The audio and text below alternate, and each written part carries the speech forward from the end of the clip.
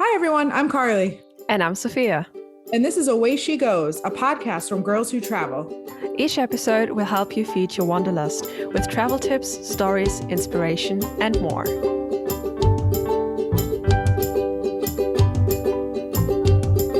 Away she goes. Hi, everybody, and welcome back to another episode of Away She Goes. Today, we are recording the next installment in our how-to series. So for those of you that may have missed the first episode in this series, this is a series of episodes where Sophia and I are going to outline just kind of basic travel tips, from packing to flying to how to plan for different kinds of vacations. Our previous episode was how to plan for going to the beach. This one, we're going to do how to plan an international trip. So some of you listening may have never traveled international, or you're about to travel international for the first time. So hopefully the tips here can help you plan for that. So first, we need to figure out our destination. This is very similar to what it would be like if you were traveling nationally. So you need to either start with a destination or a time frame. So I don't know, maybe you really want to go to Italy, and you're flexible with when you go, because then you can adjust based on when is a good time to visit that place. Because like we covered in the beach episode, in some places there's extreme weather based on the season. So you don't want to go during hurricane season if you're going to the Caribbean. And if you want to live your Lizzie McGuire dreams in Rome, you need to go in the summer. Maybe spring, maybe fall can be nice too, but like it's gonna be a lot different if you go in winter. Or if you have 2 weeks off every July, then you can figure out, okay, where is a good place that I would want to visit that's nice to visit in this time frame. What you then can also decide is if you want to do a single stop trip. So let's keep our example. We go to Rome, be there for 2 weeks, maybe go from there to visit Florence or Venice or something, but just do day trips. Or if you want to do a multi-stop, so say you want to see Rome, but then you also from there on, since you're so close, go to Switzerland and then maybe France as well. So do multi-stops. That's all something that you need to figure out first before you can figure out how are you getting there. Right. So how are you getting there? This is obviously going to depend on where you're from originally. If you're somebody who lives in Europe, for example, you may not take a plane, or you might. We don't know.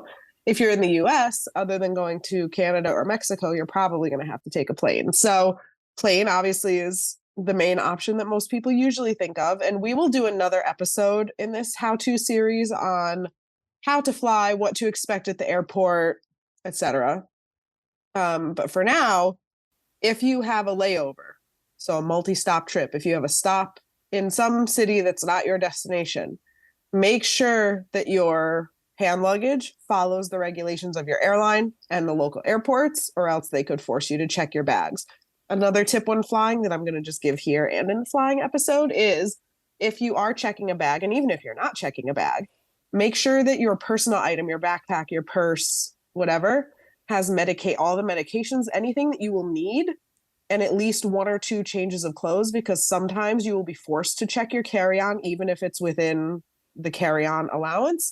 And sometimes when you check bags, they get lost or delayed. So always make sure that you have things that you absolutely need, such as medication, on your person at all times. They never go into a carry-on bag or a checked bag in case those get lost. Valuables as well. Absolutely, because they will be gone.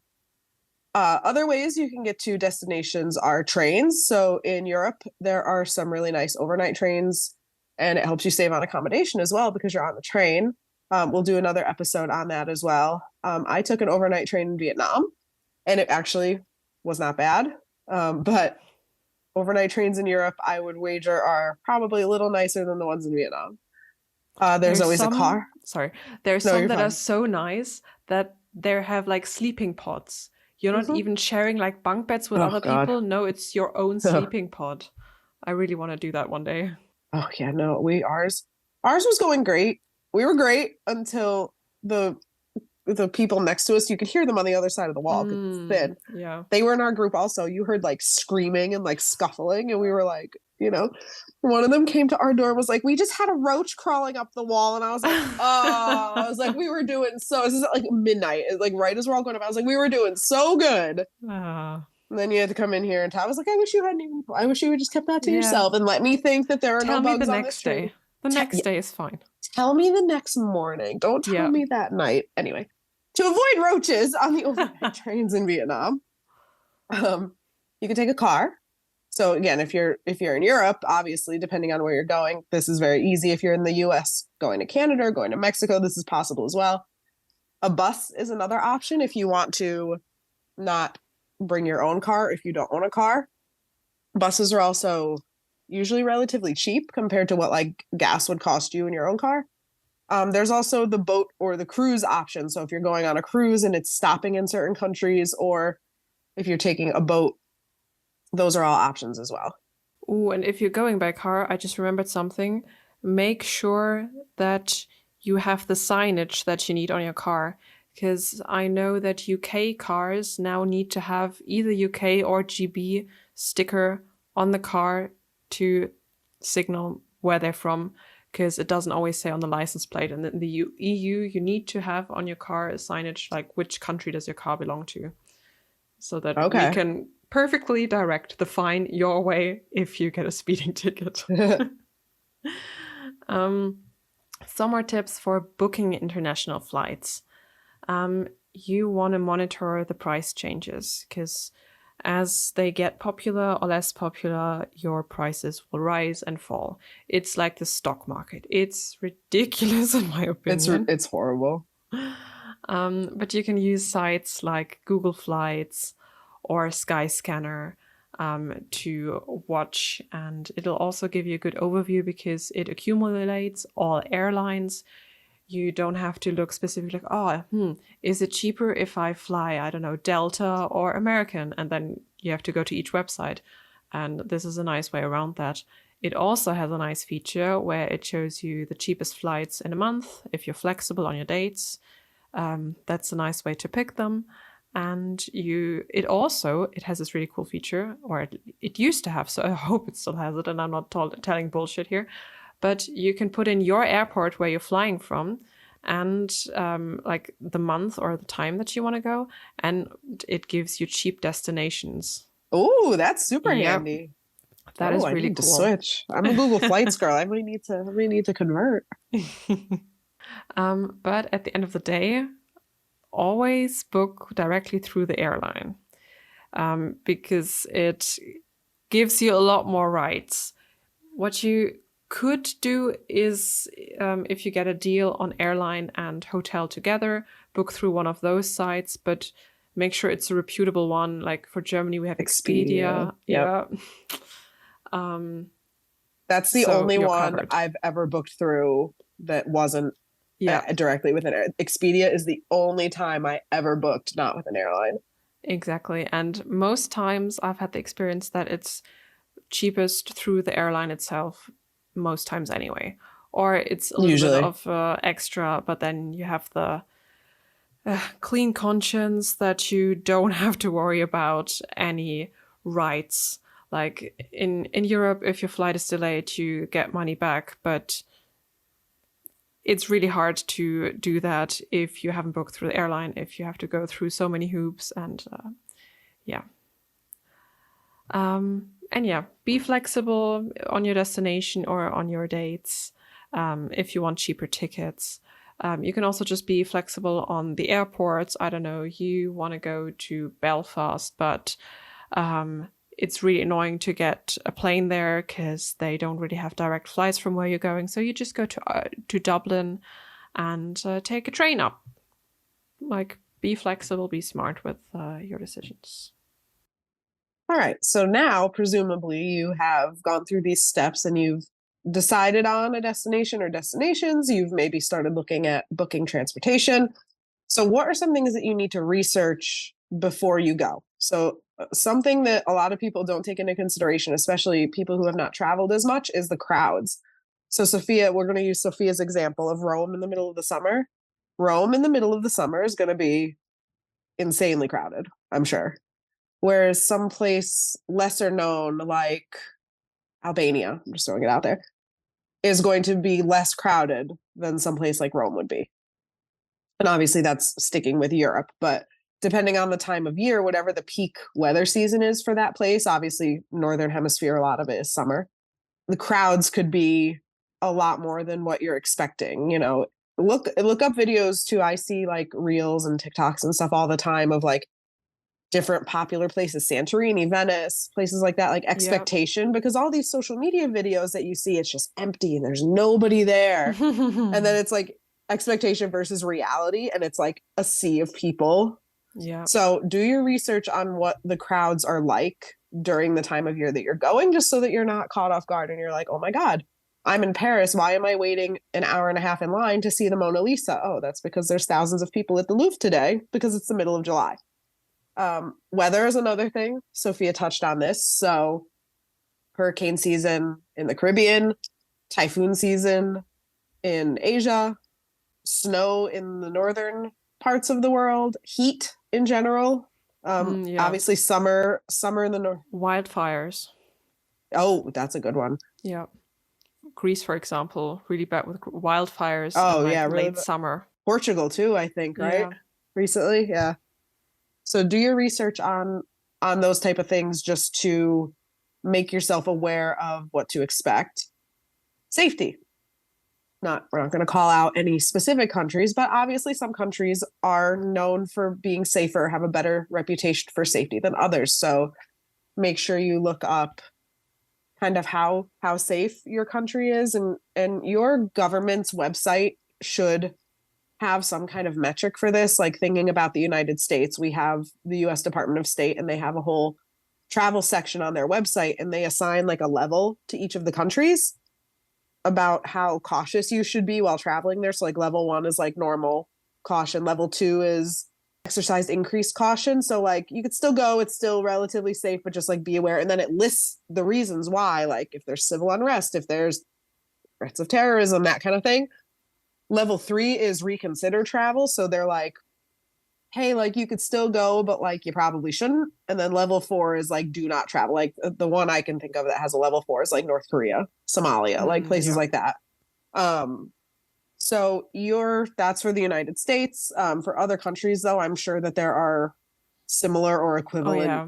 Yeah. We have that too for resources that will Germany. do the same thing. So that will give you a good gauge not only of relatively how safe the destination is, but what it is if there's potentially issues that they recommend. Like if there is, like I said, civil unrest, weather issues, threats of terror, like all that kind of stuff, they list it out so that you can kind of wrap your head around what to expect. Cultural differences and a language barrier. This is always a big one. We've preached here before on, you are visiting somebody else's home, so you should treat it as such. You're not going to be in your home country. Do not expect that they will speak your language necessarily. They may not. They may only speak it a little bit. If you have the time, we recommend learning a few words. Thank you. Hello. How are you? Please. Maybe learning, please. Yeah, thank you. Yeah. Thank you. That's a good one. Asking for basic directions, ordering food, that kind of thing. People will love it. It will come in handy. Whatever you do, though, don't just go by Sophia and Mai's What the Bleep episodes. Don't just learn those words, because that will not get you very far. That will get you thrown out of the country. That'll get you not very far at all if you decide to do that. Look up common scams. So these differ somewhat depending on where you are. Pickpocketing obviously is probably the biggest one that everybody thinks of. Extremely common all over the world. In Europe, anytime you go to big cities in Europe, they always warn you about pickpockets, but it's common pretty much everywhere in the world. So just kind of look up what common scams are for the places that you're going to, just so you can kind of wrap your head around it and be prepared for encountering that and what to do. And then if you plan on renting a car while you're at your destination, there's a couple of things that you need to look at. First, what side of the road do they drive on? Yeah. Because they would still allow you to rent a car if they drive on the opposite side of the road, but you might not want to. Yeah. No, I don't thank think I you. could. I haven't tried it. I don't think I could. I'd be so scared.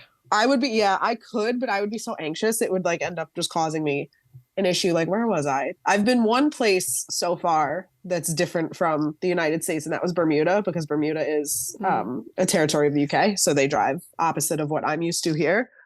I didn't drive, but even crossing the street, like, look both ways before you cross the street. I was looking the wrong ways because I was used to looking left, right, left. Yeah.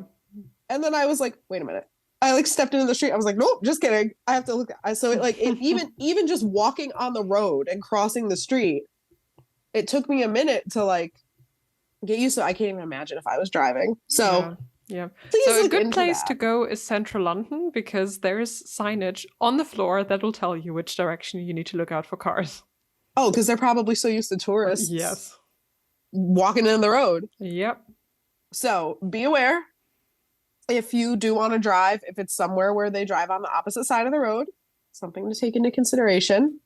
In general, you have to look at if you need an international driver's license. Some places will require it, some will not. And you want to make sure you check how long that's valid for so that when you go through the process of getting it, that you have it for the right amount of time. And I have not had one. My best friend who I went to Iceland with years ago now, we decided that we were going to rent a car. They drove on the same side of the road that we're used to here. She was a few years older than me, so at the time she was over the age of 25 threshold, and I was not. Mm-hmm. So we did it in her name because it was cheaper. Yep. So she had to get an international license, and I remember it being very easy. She just went to, I think she did it through a service here called AAA, which does a lot of like travel related things, and she basically just had to go one day, fill out a form, show her regular US license, and they give it to you. It's not super like you don't have to like take a test or anything like that as long as you have a valid driver's license in your home country. It's more just filling out a form and that kind of thing. So if you're going to be renting a car, make sure that you need or do not need an international license, and then make sure that you get one for the valid amount of time. And then one thing you need to consider is, do you need a visa? This will vastly differ on where you're from. And where you're from, I mean, Yes. what country does it say on your passport? That is the important part. Yes. We'll also make a different episode on passport privilege because Cardi and I both have quite strong passports. There's actually an index where you can check how strong your passport is. And yes, so you will need a visa or you will not need a visa. Some place you can check that is your government's website, or also their government's website on where you're going. And it'll tell you if you need one, if you do not need one, if you need to get one in advance. That sometimes happens where you need to get one in advance and you need to mail your passport to the closest embassy and then they put the visa in there and yada yada. Or you could also just have one where you're like, yeah, you roll up to the counter once you get off the flight and they put the passport, like you slip someone some money and next. That's how it is in Fairly easy. Zimbabwe. Same for Jordan. Yeah. Yeah, like I'm at the time of recording this, I have not gone yet. By the time you're listening to it, I will have already been to Zimbabwe. Knock on wood, because I'm going to be paranoid. Zimbabwe's is a visa on arrival, so it kind of feels weird right now in the month we're dating our recording. Within the month of me going, there's nothing I can do. I roll up to the counter in Zimbabwe. Yep. I pay them money, and I will go through a visa application and get a visa right then and there. Whereas for Kenya, where I have a long layover and I'm leaving the airport, I had to do an e-visa, which Sophia will talk about next, where it's you apply online, you send them a picture of your passport, a picture of yourself, and they approve it and send you like an electronic visa right away. That was what we did for Vietnam as well. Yep, that's what I was going to say. That there are different kinds, like standard visa, visa on arrival, and then the e-visa that Carli just talked about. Also, depending on the length or the purpose of your visit, you may not need one. So for some places, there's tourism visas that are fairly certain to get. And then for others, they're a bit harder to get depending on the length of your stay. Also, what you need to look out for is if it's a single entry or a multi-entry visa. This is really just important if you do a multi-stop trip and you go back in and out of a certain country. I'm going to use the safari as an example again. So Yeah. our trip starts in Zimbabwe. So most of us are, when we come in, entering into Zimbabwe, which is where we again get a visa on arrival. Most of us, because we're going to be in Victoria Falls, one of the days that we're there before our tour Mm-hmm. starts, are crossing the border into Zambia to go see Victoria Falls. We Yeah. then have to come back into Zimbabwe. So in my preparation and in telling the group, for planning purposes, I've told them all, and I'm going to remind, they're probably sick of it, but I'm going to remind them again, when you enter Zimbabwe and you get the visa on arrival, make sure you get a multi-day, multi-entry visa instead of a single, because we're going to come in, Yep. we're going to leave, and we're going to come back in again. So those kind of things to be aware of. All right. So if you're traveling internationally, whether or not you need a visa or whatever, you're going to go through customs and immigration. Anytime you enter a country from another country, you're going to go through customs. Now, an exception of this is Europe. A lot of times driving through countries in Europe, Yep. it's almost Up like here. domestic, even if it's not. But typically you will go through some kind of customs and immigration. So I have been through many customs and immigration lines in my day. So with or without a visa, it's pretty similar, because all the visa is doing is just adding, like, they're going to look at your passport. All the visa is doing is just adding another document for them to look at. So really the process is pretty much the same whether or not you already have the visa. The only difference would be if you need the visa on arrival, you would just go and do that. So please note that the customs and immigrations officers may be very strict and very intimidating. This is their job. It does make you it can make you uncomfortable, especially if you're not prepared for it. But this is kind of what they're trying to do, because while you're entering their country with the best intentions, you're just here to have a really good time. Some people do not enter the country with the best intentions, and it's their job to catch that and stop that. So they're looking to intimidate people who are there for the wrong reasons. So they may ask you very personal questions. They will ask you, what are you here for? How long are you staying? Where are you staying? Are you meeting people? They will ask you like a range of questions. One time I live in the Northeast US. I'm in upstate New York. It's very easy for me to drive to Canada. I've done it many times. One time my brother and I were driving to Canada to go to a concert, and we're crossing the border in a car. And the agent said, where are you going? Montreal. For what? A concert. Which concert? Lana Del Rey. What dates? What day is it? What time? Like they will ask you every little detail. One time we were, again, driving to Canada. My mom had my brother and I in the car, and we were two young children at the time. And I remember as a kid, I was like, oh my God, this person is so mean. They asked my mom, are you married? And she said, yes. Does your husband know that you have the children? And so my brother and I, being kids, were like, why is he asking her that? You know what I mean? But now as an adult, he was making sure that she hadn't abducted us, or that we weren't like children being trafficked by some They asked me and my brother, is this your mom? And we were like, Yeah, important. yeah, of course. Yeah. So that's an extreme example, but they are going to ask you very personal questions. They may seem very probing. You may sit there and go like, why do you need to know what hotel I'm at? Why do you need to know that I'm seeing Lana Del Rey in concert?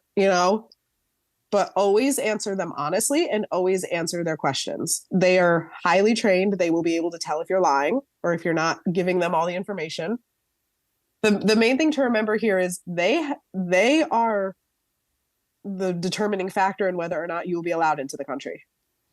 They have the power, they have the authority to say, no, I don't like your answers. I don't think you're here for the right reason. And they will turn you right back around, and you will be sent back home on the next flight, on the next train, whatever it is. So if you give them an attitude, or why are you asking me that? I don't have to answer you. If you give them attitude like that, if they suspect that you're not being honest, they have the power to turn you away. Now, I've never had an issue.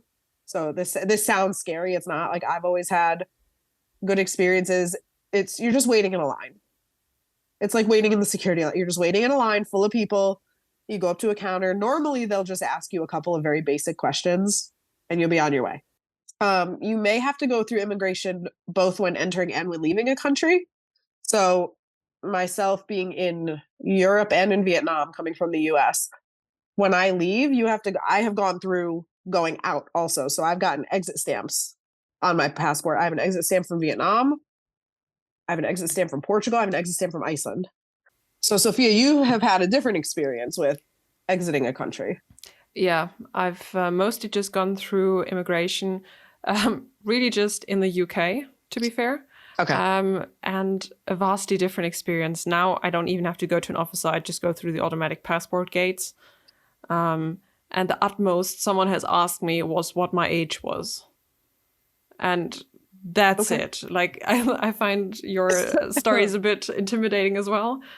So, dear listeners, I can understand if you find it a bit interesting, but I wonder also if maybe then the US Canadian border is also one of those more special and more harsh borders. The Canadian officers have kind of a reputation for being like that. But then at the same time, like every time I've kind of crossed over, I've been like, okay, like I'm waiting for it. The last time I crossed over, it was when my mom and I were going on the Girls Who Travel Portugal trip last year. We flew out of Toronto, so we had to drive to Toronto. So we've driven across, and it was a woman, and she was like, just she it was like, oh my god, this lady was having the best day of her life. Like, hey ladies, how you doing? And we were like in my head, I was like, are you okay?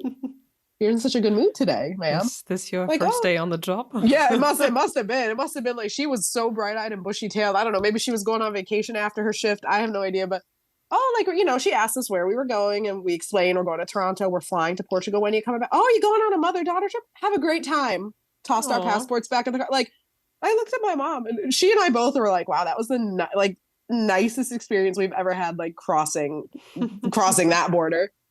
In Iceland, I had the guy, my friend was with me. My friend and I went up to the counter. They'll ask you, what's the purpose of your travel? You just say vacation, leisure, whatever. He literally said, what's the purpose of your travel? What day are you leaving? Looked at our passports, stamped them, and that was it. So, like, Yeah. usually it's very quick. Something too that Sophia mentioned that I want to highlight is like going through the automated system. More and more airports and more countries are implementing this, and it's becoming, which makes me sad, less and less common to get your passport stamped. So you may or may not get a stamp in your passport, but that's okay. Like, as long you've gone through, which you will, if you've gone through, don't worry. Like, oh my god, they didn't stamp it. I've done something wrong. Like, they will funnel you through where you're supposed to go. If you don't get a stamp, that's how it's meant. That's how it's meant to be. But it sucks. I like having stamps in mine. So just know that depending on where you are, where you're going through, it may not get stamped, and that's okay. Yeah, and the law in the UK will also change on that for Europeans very soon. I think beginning of 2025 it should be implemented. I still hope that the automatic passport gates remain because it's so much nicer, it's so much faster. It's way faster. Yeah, I flew with two friends to London, one from Singapore, so he was allowed to go through the passport gates with me Yep. because it's a former colony of the UK. And then my Brazilian friend wasn't able, and she had to wait in line to get her passport checked manually. I think it took her 2 or 3 hours. We're very can take a lucky very that long we time. decided to just split up and reconvene at a later time because, oof, yeah, that took forever. Then next up, documents. All the documents that you will need. So, well, for flying, it's quite obvious that you need your passport, but Yep. also make sure that it's up to date so that you have enough. Yeah, so that it's still valid and that it's valid for long enough because many countries Yes. want you to have a passport that's valid for X amount of months from your return date. And also that it has enough empty space, as you might have heard in our Ellie Ward episode. She had a wild story about not having enough free pages in her passport. That gave me like secondhand anxiety, and it wasn't even my story. My god. My passport's entirely empty. I'm fine. I went and checked mine right after, and it's fine. It has more than enough. Nice. But I was like, when she told that story, all of a sudden I had this anxiety of like, And even if you travel within a unity of countries such as the EU, bring your passport if you're not from there. So I can go with my ID, and that's fine. If you're from the Netherlands or from any other of those countries in the EU, you can just use your ID and it's fine. Even if you go to Norway, which isn't part of the EU, but it's EU adjacent enough, and Close enough. Switzerland as well. You can just bring your ID, it's fine. But if you are not from those countries, do not bring your national ID, bring your passport. Yes, because I have a story about this. Oh, so God. the same friends again, right? Uh-oh. We did a trip for uni where we booked a nice big house in Denmark, with a little pool inside and like plenty of space to play D&D for like an entire week. Yeah, I studied computer science. This shouldn't I surprise know. anyone, okay? No, it doesn't. It doesn't.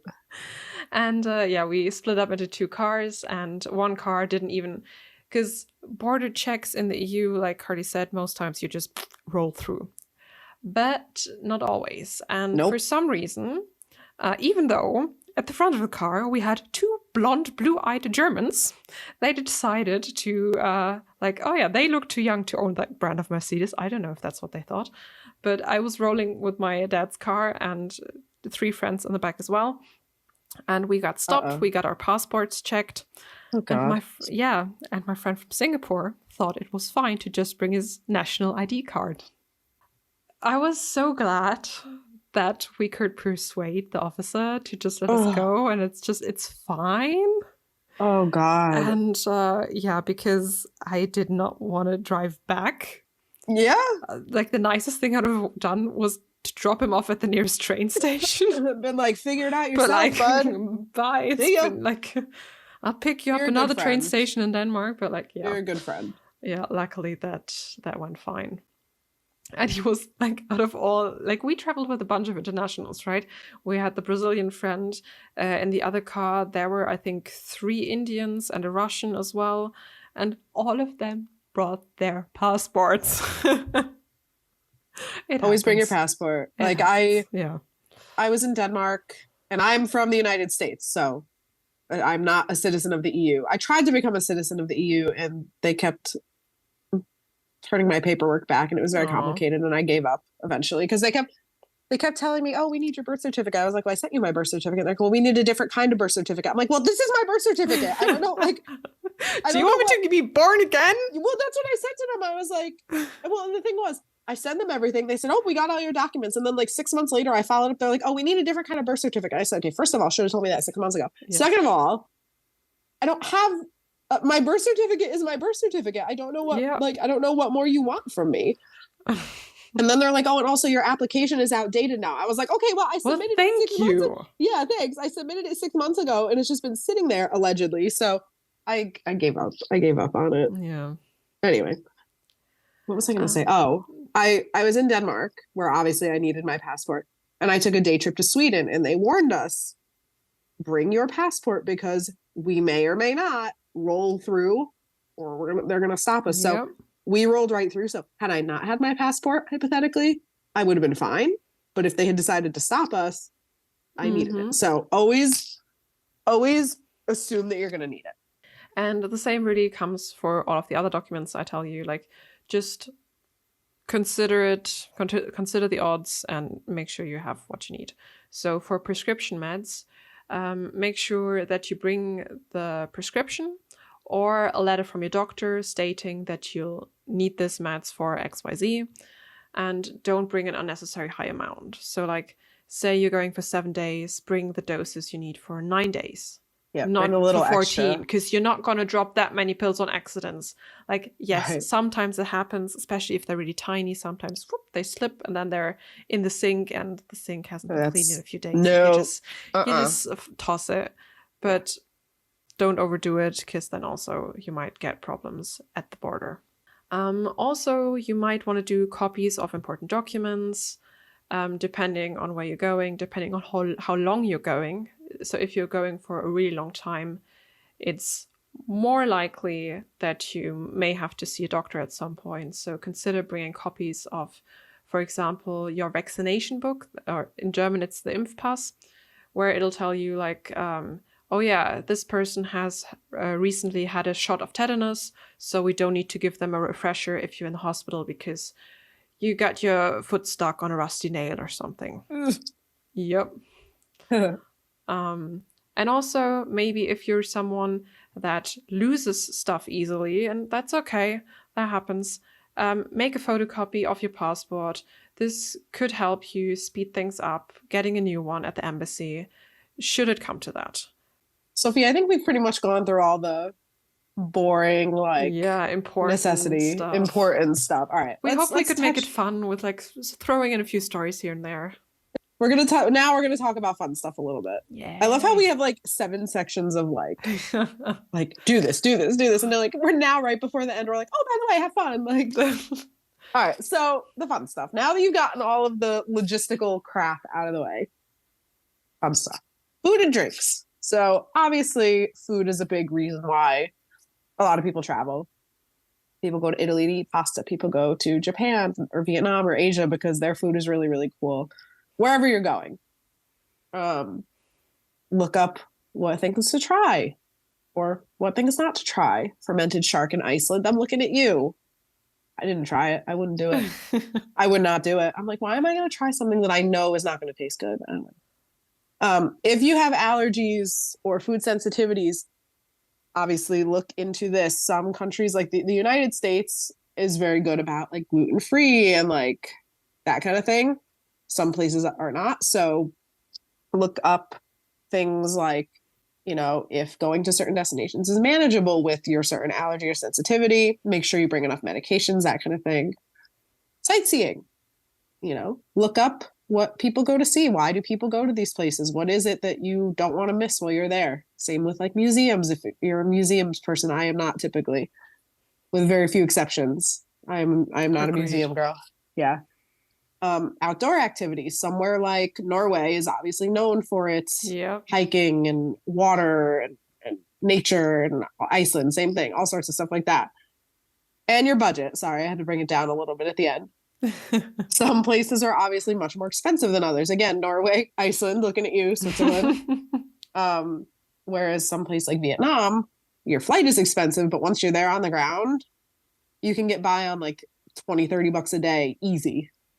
So make sure you manage your expectations of what kind of budget you're looking at and plan your budget and make sure that you have enough to cover you. Like I've talked about before going to Iceland, how my friend and I were not expecting how expensive the meals were going to be. And by like day 3, we had blown through, not even trying, like blown through our entire trip budget. And my mom on like day 4 or 5 was like, oh, how's your money held? And I was like, fine. I was like on speaker and my friend and I were like making faces at each other like, no. Like my mom's like, oh, how's your money? I'm like, oh, it's fine. I'm like racking up the credit card because I needed to eat. Like, so make sure that you understand how expensive or not roughly the places that you're going.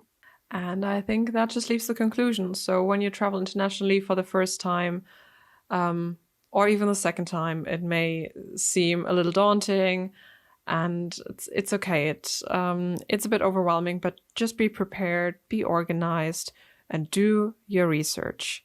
That's the best advice we can give you, because if you're prepared, then nothing will surprise you, and you can just enjoy having a nice trip. And you can also keep your ears peeled or go back to some of our destination episodes if you want some more advice on specific destinations.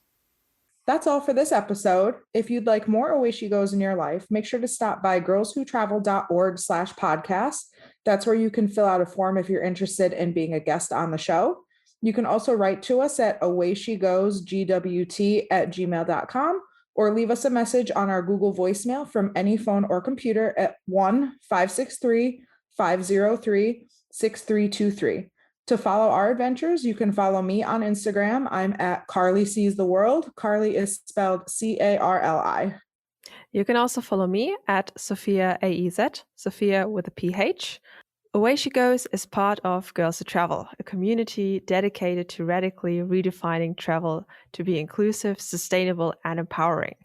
You can learn more about GWT, find travel tips and support, shop travel-themed items made by GWT members, and join our Facebook group with nearly 100,000 women all around the world at girlstotravel.org. We can't wait to connect and explore with you. Away she goes.